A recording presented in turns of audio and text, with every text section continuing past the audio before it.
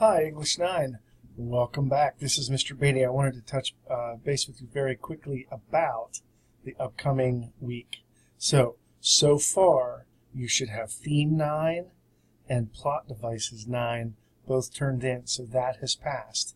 And we are now getting very close to finishing punctuation, all right? So what I wanted to do briefly is I wanted to run through punctuation with you.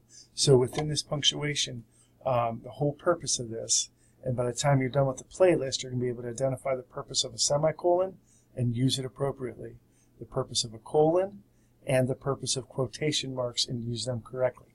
That is one of my biggest pet peeves. Every time one of my friends posts something online, I want to fix it because they constantly do it. All right? Now, as we go through and we look at this, we're going to look at the different objectives. All right? The first one is the semicolon. So, very quickly, just to kind of go through this document with you. First of all, a phrase is a group of words about the same topic, but not containing both a subject and a verb. In other words, it's not a sentence. So if I called you on the phone and said, hey, the woman who lives next door, and I hung up, that wouldn't make any sense. The same as saying, if I called you on the phone and said, a cool wet afternoon, and hung up, you would have no idea what I'm talking about, and you'd think that I'm crazier than I actually am. All right? A sentence or a clause must have a subject, it must have a verb, and it must be a complete thought. All right? So in this case, the woman who lives next door, well, that's a subject, but it doesn't have a verb. All right? If I said the woman who lives next door is driving me insane, then that makes sense. Right? Or if I said Saturday is a cool, wet afternoon, well, that makes a little bit more sense because now it has a subject. So in the first one, we had the subject. In the second one, we had the predicate. All right? Now, some phrases have subjects and some have verbs, but it's important to notice that none of them have both. All right? So what we're going to do is we're going to work on what they call internal punctuation.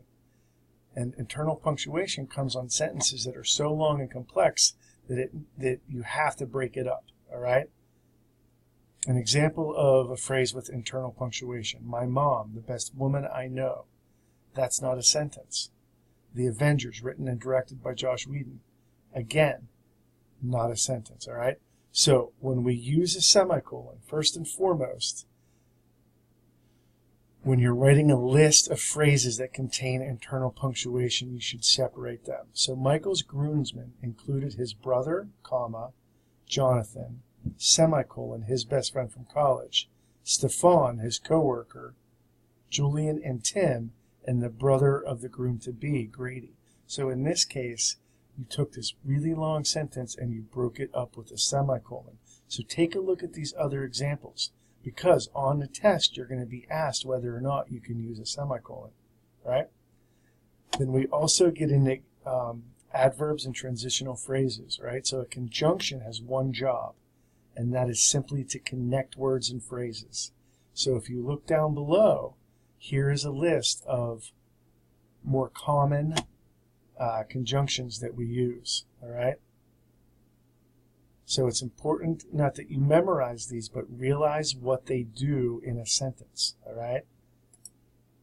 And then we get into conjunctive adverbs, right? And again, an adverb is something that describes the action taking place, right? So as you go through, you can also break these up by linking two independent clauses. He can leap tall buildings in a single bound.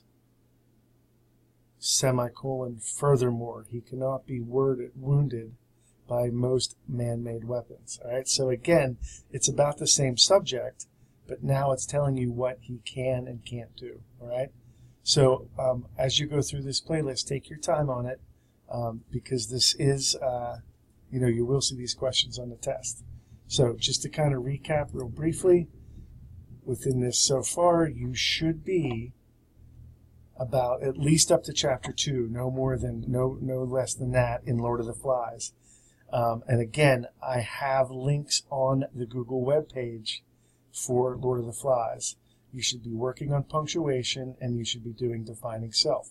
And I just wanted to remind everyone that if you want to earn an A in my class, all of these need to be green and you also need to do the additional focus areas. All right. So the three things that you must do are projects, power focus areas, and challenge focus areas. If you do that, you'll pass my class. If you want to get a high B or an A, you also need to work on embedded quotations and meters. So if you have any questions, don't hesitate to reach out. I appreciate everything, and we'll talk soon. And all I want you to do in order to gain credit for this is I want you to write me a sentence using a semicolon. It can be any sentence you want, but it needs to contain a semicolon.